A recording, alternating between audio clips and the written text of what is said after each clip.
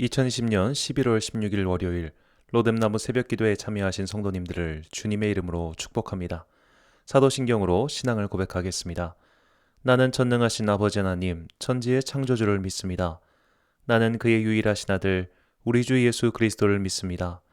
그는 성령으로 잉태되어 동정녀 마리아에게서 나시고 본디오 빌라도에게 고난을 받아 십자가에 못 박혀 죽으시고 장사된 지 사흘 만에 죽은 자 가운데서 다시 살아나셨으며 하늘에 오르시어 전능하신 아버지 하나님 우편에 앉아 계시다가 거기로부터 살아있는 자와 죽은 자를 심판하러 오십니다. 나는 성령을 믿으며 거룩한 공교회와 성도의 교제와 죄를 용서받는 것과 몸의 부활과 영생을 믿습니다. 아멘. 찬송가 314장 내 구주 예수를 더욱 사랑 찬양하겠습니다. 내 구주 예수를 더욱 사랑 엎드려 비는 말 들으소서. 내 진정 소원이 내 구주 예수를 더욱 사랑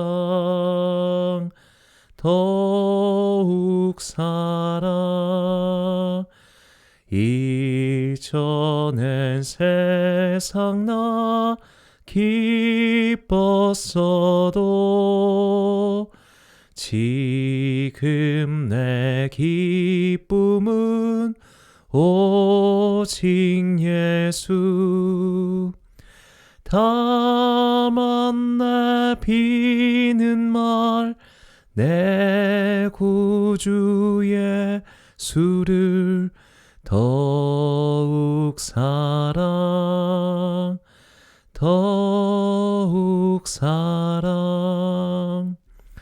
이 세상 떠날 때 찬양하고 숨질 때 하는 말 이것일세. 다만 내 비는 말 내 구주 예수를 더욱 사랑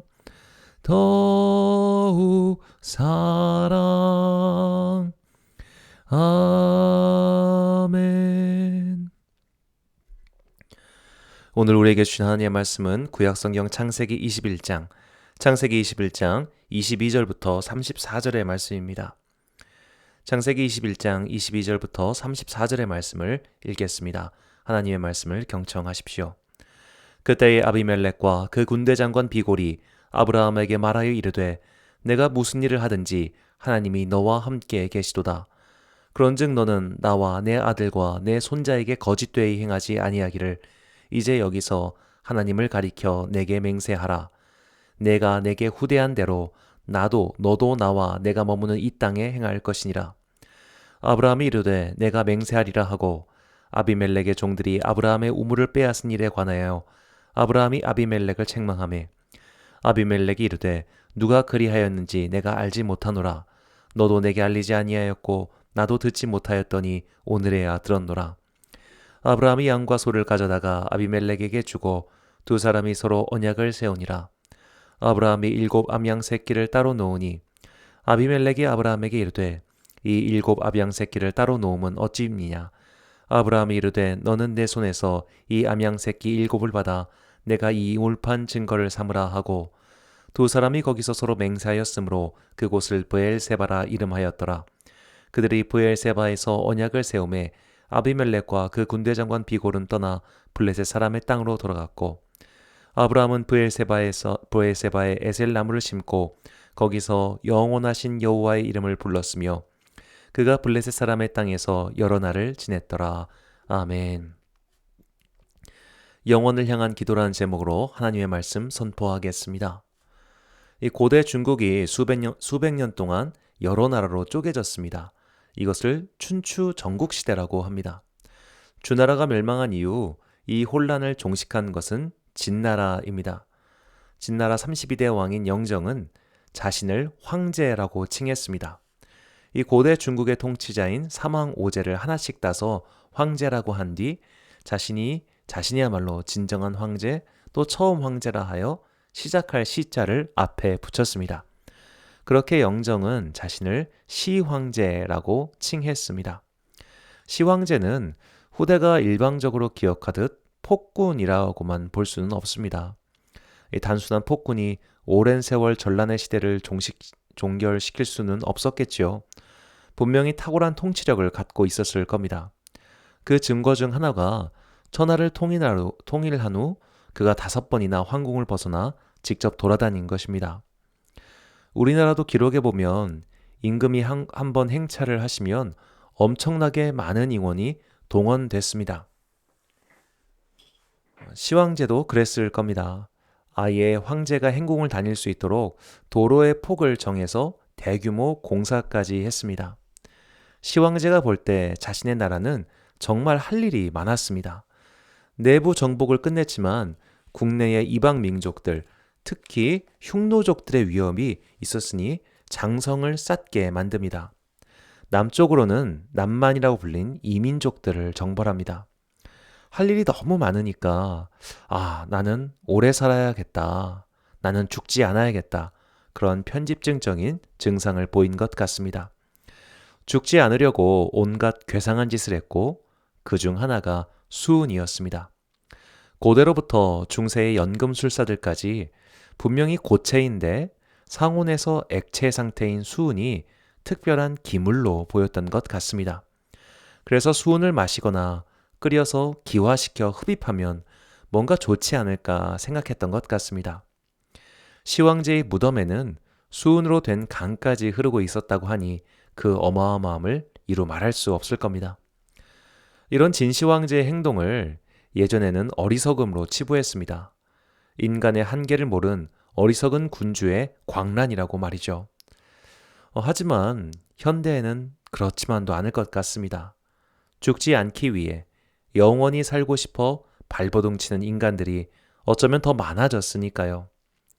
이 트랜센더스라는 공상 과학 영화가 있습니다. 주인공은 방사능 물질에 오염되어 고작 몇 주밖에 수명이 남아있지 않았습니다. 주인공의 연인은 주인공과 헤어지고 싶지 않아서 양자 컴퓨터에 주인공의 뇌의 모든 정보를 업로딩, 복사하기로 결정합니다. 그렇게 주인공은 컴퓨터를 육체로 삼은 가상 공간의 생명체가 되었습니다. 과학자들이 볼 때 인간의 정신이란 뇌에서 일어나는 전기 신호에 불과하니까요. 그렇게 주인공은 마치 영원 불멸의 존재 같은 권능성을 보여줍니다. 이 영화의 내용이나 결말보다 관심을 끄는 것은 뇌의 정보를 컴퓨터에 복사하여 영원히 살겠다는 발상입니다. 이것을 마인드 업로딩이라고 합니다. 이미 수많은 기업들이 현실 세계에서 이 기술에 뛰어들었습니다. 정말 이 기술이 현실화, 상용화가 되면 인간은 컴퓨터 육체를 갖고 영원히 살게 될까요? 이 뇌과학자 정재승 박사는 이에 대해 부정적인 견해를 피력합니다. 설령 뇌의 정보를 컴퓨터에 복제할 수 있다고 해서 그것을 인간으로 부르긴 어렵다는 거죠.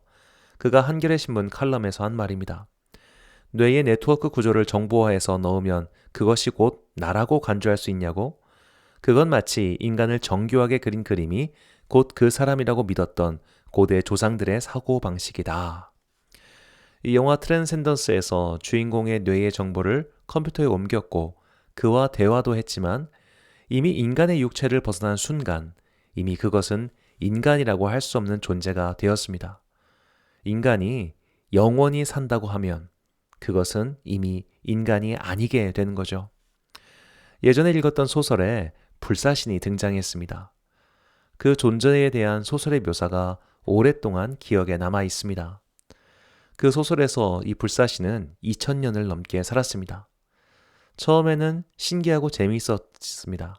다니고 싶은 것도 마음껏 다니고 하고 싶은 일도 다 해봤습니다.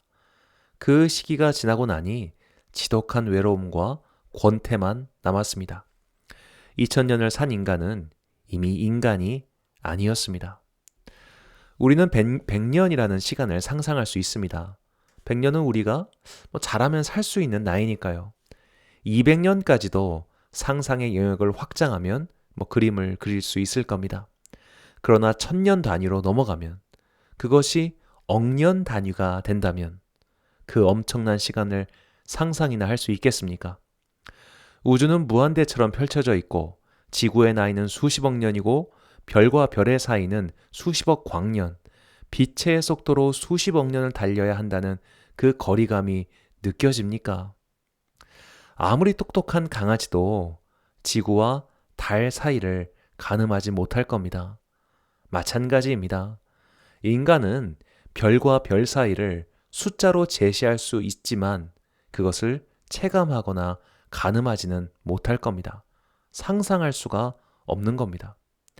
인간이 감히 상상할 수 없는 숫자를 불교의 용어로 무량대수라고 하죠. 이 무량대수보다 크고 상상할 수 없는 개념이 영원입니다. 우리가 영원을 상상할 수 없는 것은 우리가 체험하는 물질 세계의 모든 것은 영원하지 못하기 때문입니다. 우리가 본 적도 없고 경험하지도 못했지만 우주 공간조차도 영원하지 못합니다. 그러나 영원은 소멸하지 않습니다. 그런데 우리가 경험할 수 있는 세계에 그런 물질이 존재하지 않죠. 그러니 영원은 정의 내릴 수 없는 무엇입니다. 오늘 본문 서두에 영원성에 대해서 긴 이야기를 꺼낸 것은 오늘 본문의 핵심이 바로 영원이기 때문입니다. 본문 33절입니다. 아브라함은 브엘세바에 에셀 나무를 심고 거기서 영원하신 여호와의 이름을 불렀으며, 이 영원하신 여호와라고 번역한 히브리어는 엘 올람입니다. 엘은 영어로 하면 갓입니다. 올람은 영원이라는 뜻입니다. 하나님 앞에 올람이라는 수식어가 붙인 호칭은 사실 구약성경에서 몇 번 나오지 않습니다. 우리는 아브라함의 이야기 속에서 하나님께 대한 수식어가 어떻게 바뀌는지 살펴볼 필요가 있습니다. 창세기 14장 18절, 창세기 16장 13절, 창세기 17장 1절을 순서대로 읽겠습니다. 그가 아브라함에게 축복하여 이르되 천지의 주제이시오 지극히 높으신 하나님이여 아브라함에게 복을 주옵소서. 16장 13절.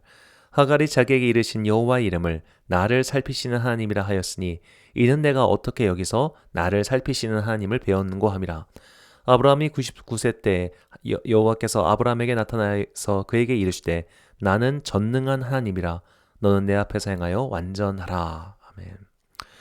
아브라함 앞에 나타나신 하나님의 제사장이며 살렘 왕이었던 멜기세덱은 하나님을 지극히 높으신 하나님이라고 고백합니다. 지극히 높다는 히브리어는 엘리온인데 이것은 상대적 높이 개념으로 더 높은 이라는 뜻입니다. 그래서 이 단어는 지형을 가리킬 때도 사용합니다. 위쪽 샘물 이런 식이죠. 그래서 지극히 높으신 하나님은 더 위에 계신 하나님, 높은 곳에 계신 하나님으로 생각할 수 있습니다. 이 표현은 신화의 세계관과 연결되어 있습니다. 고대인들은 신들이 산 위에 산다고 생각했습니다. 올림푸스 신화가 대표적이죠. 우리가 성경을 읽을 때 신앙의 세계관은 언어를 초월한 초언어, 비언어의 세계임을 잊어서는 안 됩니다. 신비를 언어로 바꾸면 어쩔 수 없는 뒤틀림과 한계가 생깁니다. 우리의 사고와 언어로 이해할 수 있으면 어떻게 그게 하나님이겠습니까? 우리의 상상력의 산물에 불과하겠죠. 우리는 우리의 경험과 인지의 한계 속에서 최선을 다해 더듬더듬 할 뿐입니다. 하나님은 하나님이시고 피조물은 피조물이니까요. 우리는 하나님 곁에 가는 그날까지 결코 그분을 다 알 수 없습니다. 엘 엘리온, 지극히 높으신 하나님의 표현은 그런 언어적, 인지적 한계 안에서 최선을 다해 하나님께 고백을 드린 겁니다. 두 번째로 하갈의 고백입니다. 살피시는 하나님은 히브리어로 엘 엘로이입니다. 엘은 하나님이고 로이는 보다는 뜻입니다. 영어 단어 C이죠. 하나님은 하나님께서 지금 나를 보고 계시구나라는 경험을 했습니다. 이건 역시 인간의 감각 안에서 해석한 하나님 경험입니다. 세 번째는 전능한 하나님입니다.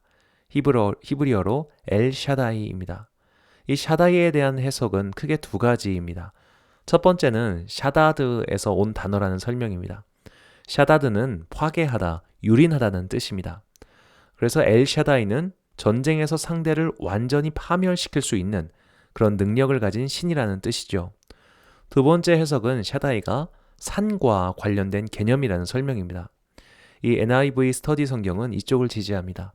산과 같은 하나님이라는 의미라고 그는 설명합니다. 거기서는 어느 쪽으로 해석을 하든 한 가지 분명한 것은 역시 인간이 이해할 수 있는 범주의 단어로 이것도 설명을 한 것이죠. 이 종합하면 창세기에 나온 오늘 본문 이전에 아브라함의 이야기 속에서 하나님을 수식할 때 전부 우리 세계에 있는 어떤 것에 빗대어 하나님을 설명하고 있습니다. 우리도 하나님을 사랑이시라라는 설명을 가장 좋아하고 또 친숙해 하죠. 그런데 사랑의 모습이나 개념이 문화나 개인에 따라 다 다릅니다.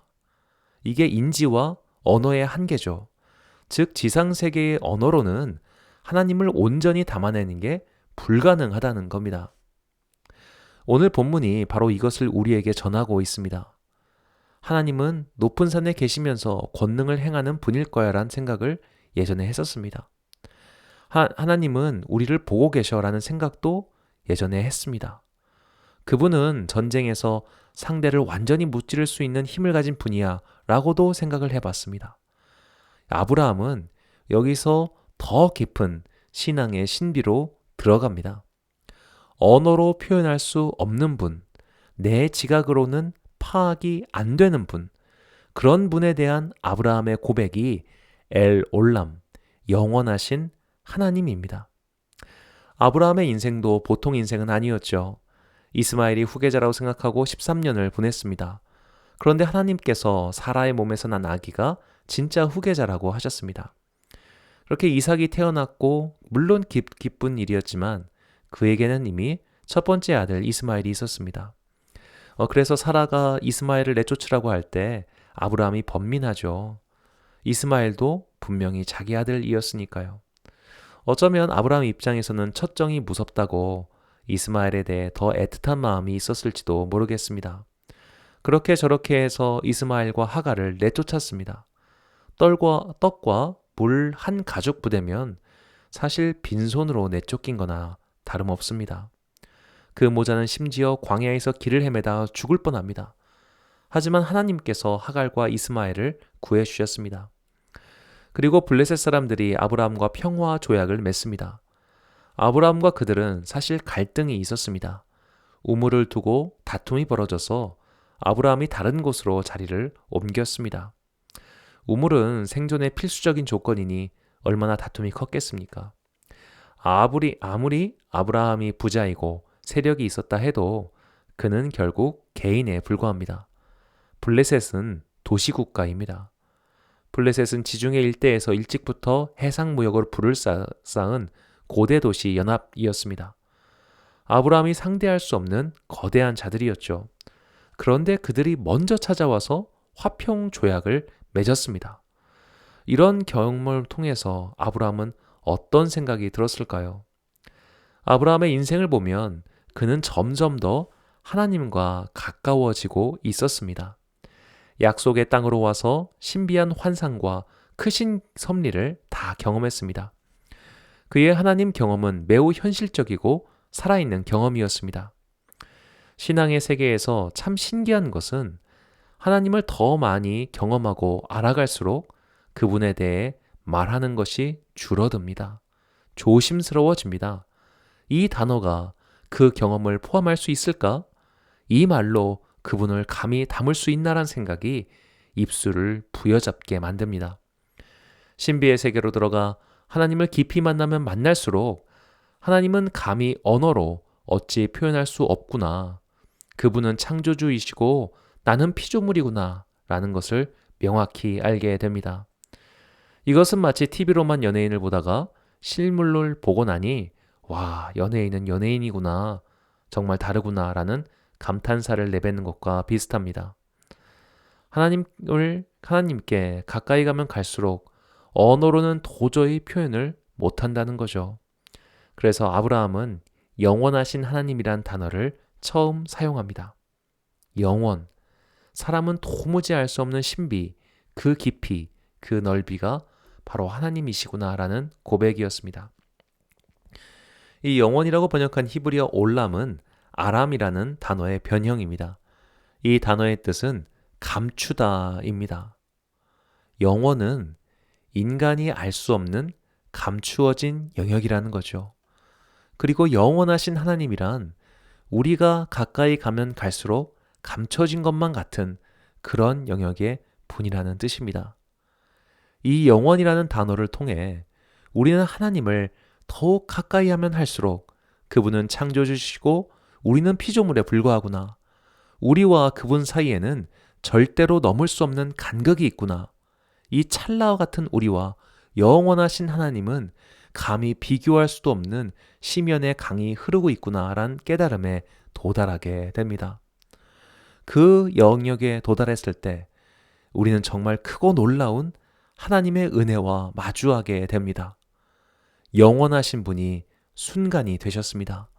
감추어진 분이 스스로 드러내셨습니다. 볼 수 없고 인지할 수 없고 만질 수 없는 분이 우리와 같은 차원으로 내려오셨습니다. 그분이 바로 하나님의 아들 예수 그리스도이십니다. 이 성육신 하신 그리스도 예수에 대한 바울의 고백이 빌립보서 2장 6절에서 11절에 이렇게 나옵니다. 그는 근본 하나님의 본체시나 하나님과 동등됨을 취할 것으로 여기지 아니하시고 오히려 자기를 비워 종의 형체를 가지사 사람들과 같이 되셨고 사람의 모양으로 나타나사 자기를 낮추시고 죽기까지 복종하셨으니 곧 십자가에 죽으심이라. 이러므로 하나님이 그를 지극히 높여 모든 이름 위에 뛰어난 이름을 주사 하늘에 있는 자들과 땅에 있는 자들과 땅 아래에 있는 자들로 모든 무릎을 예수의 이름에 꿇게 하시고 모든 입으로 예수 그리스도를 주라 시인하여 하나님 아버지께 영광을 돌리게 하셨느니라. 아멘. 하나님께서는 계속 감춰진 자리에 계시지 않았습니다. 영원이라는 장막을 치시고 인간과 교제를 끊지 않으셨습니다. 높은 산에 머무른 채 그저 우리를 보고만 계시지도 않았습니다. 하나님께서는 우리와 같은 자리로 내려오셨습니다. 우리와 같은 말을 사용하셨습니다. 우리의 수준에서 우리가 이해할 수 있게 우리의 지각세계 안으로 들어오셨습니다. 우리가 갈 수 없으니 그분께서 오셨습니다. 그분의 자리, 즉 영혼의 세계로 우리를 이끌고 가기 위해서 그렇게 하셨습니다. 성전의 지성소를 가린 휘장이 위에서부터 아래로 찢어졌듯 하나님과 우리를 막고 있던 영원이라는 장막은 그리스도의 성육신으로 인해 사라졌습니다. 우리는 마인드 업로딩 같은 영혼을 꿈꾸지 않아도 됩니다. 언젠가 바이오 컴퓨터가 등장해서 그곳에 우리를 몽땅 갈아 넣어야 영원할 수 있을 거라고 기대하지 않아도 됩니다. 우리는 이미 그리스도 예수를 통해 찰나에서 영원으로 들어갈 자격을 얻었습니다. 그저 동경심과 이해할 수 없으므로 발만 동동 구르고 있던 영혼의 문을 우리는 들어갈 수 있게 되었습니다. 이것은 모든 믿는 자들에게 주시는 하나님의 선물입니다.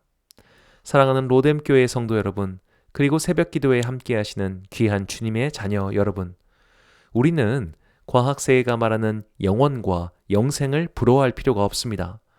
우리는 그들이 볼 수도 없고 알 수도 없는 세계에 들어갈 열쇠를 얻었습니다. 신비체험에 골몰하여 이 종교 저 종교를 떠돌아다니며 선과 명상의 세계로 들어가 영원의 신비를 맛보려는 사람들이 있습니다. 특히 템플 스테이와 요가 등 명상을 추구하는 사람들은 마치 자신들이 신비의 문턱에 도달한 것처럼 이야기하며 너희들도 그럴 수 있다고 유혹합니다. 착각입니다. 인간은 인간인 채로 영원에 도달할 수 없습니다. 우리는 부활을 통해 영원에 도달합니다. 그리고 부활의 열쇠는 오직 그리스도 예수뿐입니다. 이것이 영원하신 하나님께서 성육신하신 예수 그리스도를 구주로 모신 기독교 성도들이 기도입니다. 우리는 영원을 부러워하지 않습니다. 영생을 추구할 필요도 없습니다. 이미 그리스도 예수를 통해 우리에게 선물로 주어졌기 때문입니다. 예수님을 통해 부활을 보여주셨고 예수님을 통해 하늘의 천국과 땅의 천국을 보여주셨습니다. 우리는 지상 세계에 있는 동안 영원의 세계를 결코 이해하지 못할 겁니다. 하지만 그리스도를 믿는 자들에게 영원의 세계가 이미 약속되었음을 믿고 기쁨으로 그날을 기다리십시오. 영원을 약속받은 우리의 기도는 지상 세계의 영생을 추구하는 기도에 머무르지 않습니다. 하나님께 가까이 가면 영원의 문턱 앞에서 겸손히 고개를 숙이게 됩니다. 예수님께 가까이 가면 그분의 성육신 은혜의 사랑과 감동의 고백을 드리게 됩니다.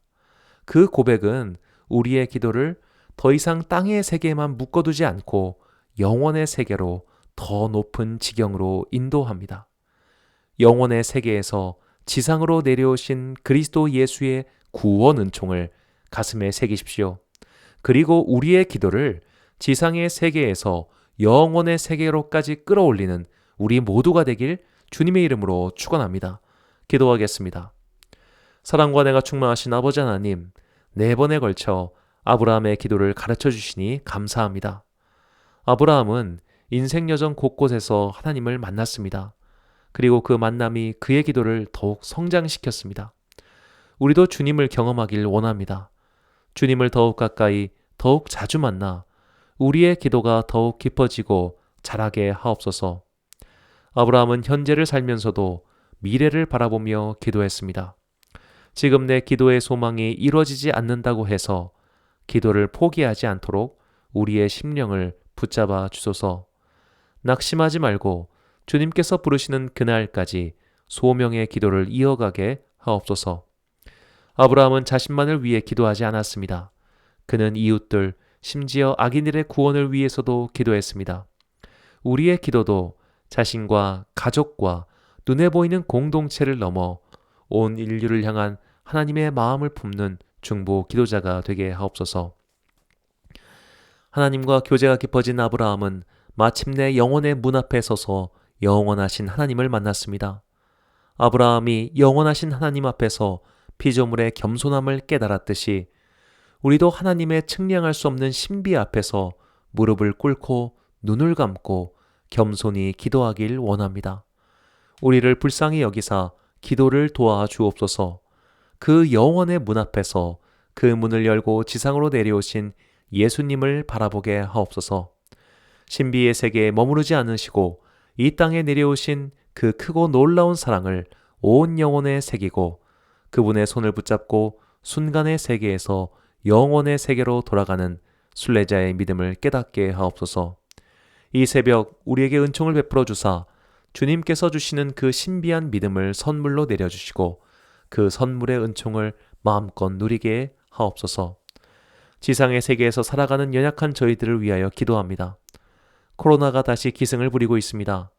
이미 수많은 회사가 문을 닫았고 사람들은 우울과 좌절 속에서 살아가고 있습니다.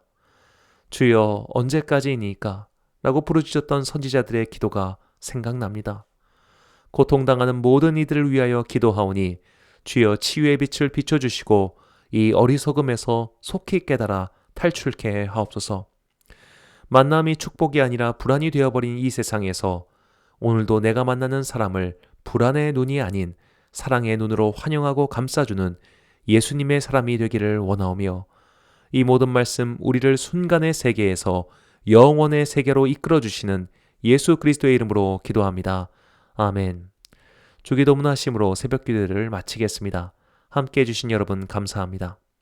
하늘에 계신 우리 아버지, 아버지의 이름을 거룩하게 하시며 아버지의 나라가 오게 하시며 아버지의 뜻이 하늘에서 이루어진 것 같이 땅에서도 이루어지게 하소서. 오늘 우리에게 일용할 양식을 주시고 우리가 우리에게 잘못한 사람을 용서하여 준 것 같이 우리의 죄를 용서하여 주시고 우리를 시험에 빠지지 않게 하시고 악에서 구하소서. 나라와 권능과 영광이 영원히 아버지의 것입니다. 아멘.